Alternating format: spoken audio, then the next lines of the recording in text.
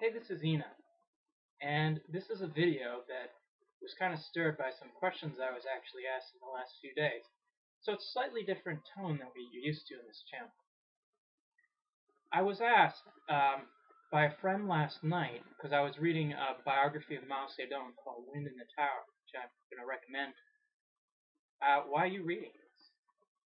And I was explaining my interest in Mao, the Chinese Revolution, and so on and so forth. And I actually got asked by someone else this morning a little about myself, my political background.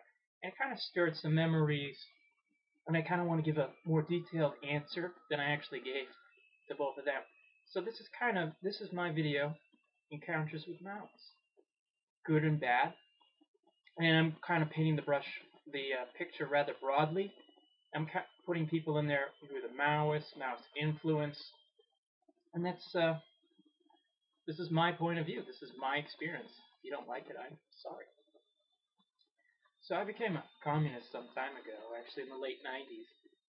And I can go into that reason another time. But it was largely through the writings of Trotsky and Isaac Deutscher, which I, of course, heartily recommend to everyone to read.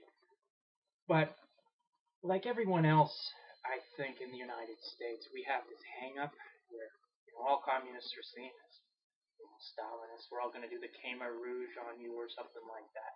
So my opinion of Maoism and Maoism was pretty influenced by that whole train of thought, looking at Mao as pretty much a Stalinist.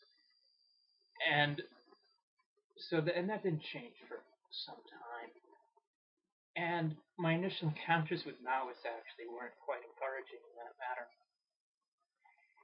And let's begin. I remember I was a year or so after becoming a communist, and my conviction was pretty skin deep at this point as a teenager, and there was a lot of stuff I wasn't taking seriously, and it could have just been a fad, but I was still interested in the subject. I remember a family member of mine who was not a communist but a sympathizer. In fact, he said the Great Leap Forward was actually a good thing, although he was a pretty rock-rid Democrat.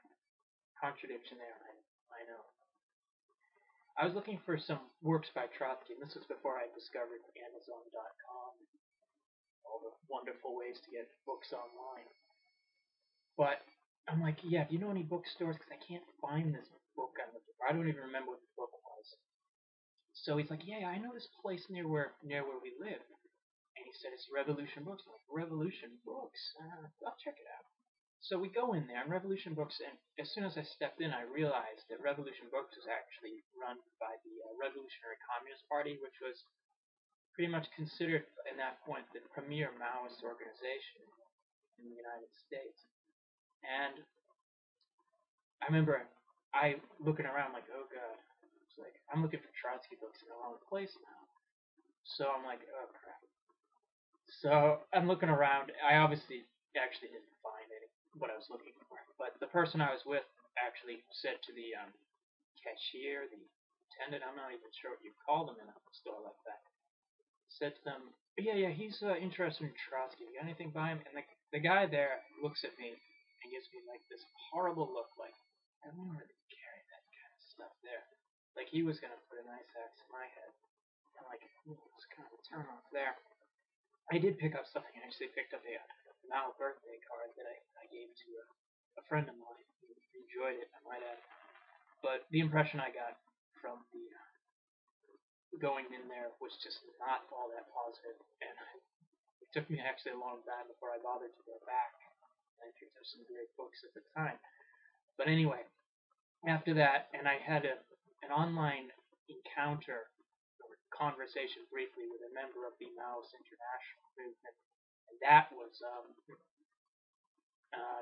kind of pretty negative too. So my impression of Maoism was certainly not helped by this. But during this time period, and this is going into 2000, 2001, 2002, I was doing some work in school, and I actually did an article on. I can't find it now because I did look for it, on the Nepalese revolution. It was kind of neutral, bland. not worth reading, but I remember following it and being pretty sympathetic. But and I remember also in the continual readings I was doing, which was still on the light side, my opinion of Mao was always colored by the fact that, yeah, he may have done all this bad stuff, but I'm like, he did end up being right about that Deng Xiaoping guy, because he really actually was a capitalist ruler. But again, this is of course not in-depth analysis. But things changed after September 11th, for me, as they did for many other people. But I think the change for me was probably not this type of story you would get on one of these docudramas you see on television, because it really solidified my convictions as a communist and so forth. And the Iraq and Afghanistan wars were picking up, so I'm becoming interested in imperialism and its history, the resistance to it. And I remember I started to read anything I could get my hands on about. It's like I would read something by Marx, and it would lead to a question about capitalism in Britain, and suddenly they're talking about Ireland, and then I'm reading references to Palestine and Algeria and China and People's War. So everything I was reading, every question that I had answered would raise two or three more. I have to know. I have to know. And that led to in-depth analysis of Marx, Engels, Lenin, Trotsky, Mao, Gramsci, you name it. I was trying to read it. Anarchism, anti-communism. I just had to know. So of course during this time I'm reading Mao, and my impression changed slightly. I'm like, he definitely knew a lot about waging warfare, and I think he actually had the right idea about how to go about it. And I'm like, no, it certainly changed around. And I continued to study, broadening my horizons. I was moving away from a rather sectarian Trotskyist point of view that I had. I mean, I still have the utmost respect for Trotsky, but certainly not to the sectarian extent that I had at one point. And I continue my studies, and I'm in college at this point.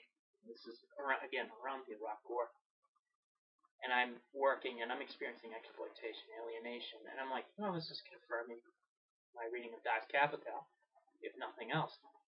So I continued to study, and by 2005, 2006, I actually took a history of China course, and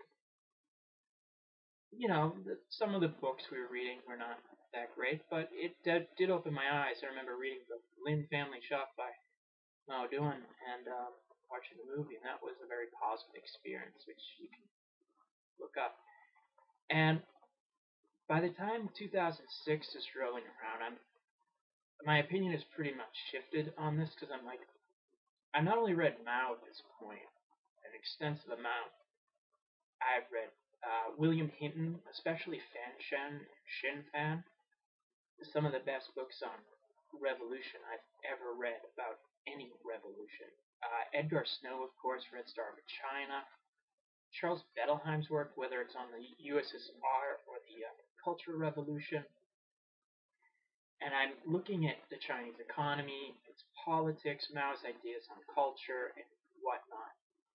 And I'm like, and every time I would compare it to the USSR, even towards the Lenin period, which I still see as largely the more positive period in the Soviet Union, I see the Chinese pretty much ahead and doing things better in every way. And of course, like instead of like the horrible lopsided planning the Soviet Union had under Stalin, Chinese planning struck me as more balanced, more rational. Their policy to the countryside was much better. The Cultural Revolution, to this day, I still have trouble following some of the Red Guard factions, but the changes produced, whether it's in factories, culture, the arts, it really was an eye-opening to read about this. And I did talk to, actually work with some people from China, and their opinions were more negative than mine. They had actually largely benefited from the changeover after Mao died, but I was more negative. But as I experienced this, I'm like, Mao actually had experience not only fighting for revolution the same as Lenin did, and Trotsky for that matter, but he had so much more experience dealing with socialism as it was being constructed, the contradictions therein, and I'm like, this is really incredible. And I still wasn't willing to abandon my label of Trotskyism, but I'm like, I can't accept this man and this movement as some kind of different form of Stalinism, because that's not what it was. And so by 2007, 2008, I finished my undergraduate career, and I was still kind of mulling around, and I became involved with the labor student group. This was around the time I was getting back into graduate school, and it was involved with the Freedom Road Socialist Organization, the Left 3 Foundation. And the experience was largely positive, although I have criticisms about it. We were doing stuff like political economy, hegemony, labor theory of value, and it really taught me a lot about organization. Now, Freedom Road came out of the new communist / Maoist movements of the 70s and 60s. I'm like, and when they offered me, do you want to sign up? I went through the study courses and everything. Sure, I want to sign up. And I should have seen it earlier because it was definitely there. But they had this whole pro-Obama line. I'm like, if you've seen this channel, you know that this channel is not a pro-Obama channel. I remember signing up and doing some work for them in early 2009, and there was so much like these people were so enamored of this man. I mean, they were all about coming out and endorsing him. We don't support him, but, and it's like it felt like revolutionary communist politics were just shoved aside. I'm like, I can't do this. And at this time, I had so much else going on in my life. I was doing 2 jobs. I was doing a course at college. I had friend issues and all this other stuff. And I remember thinking, am I wasting my time doing work for helping the Obama administration? So by June of 2009, I pretty much dropped out of the Freedom Road. I just really couldn't take it. And I still have, personally, I had liked and admired many of the people there on a personal level, but on a political level, it's different. Political level, I really, it was not positive. But I continued my study, and of course, I was still in grad school until fairly recently. So I continue to, and I of course encountered others on Facebook and elsewhere through developing this channel, of course, doing some occasional book reviews, which if you ask, I'd be willing to share with you.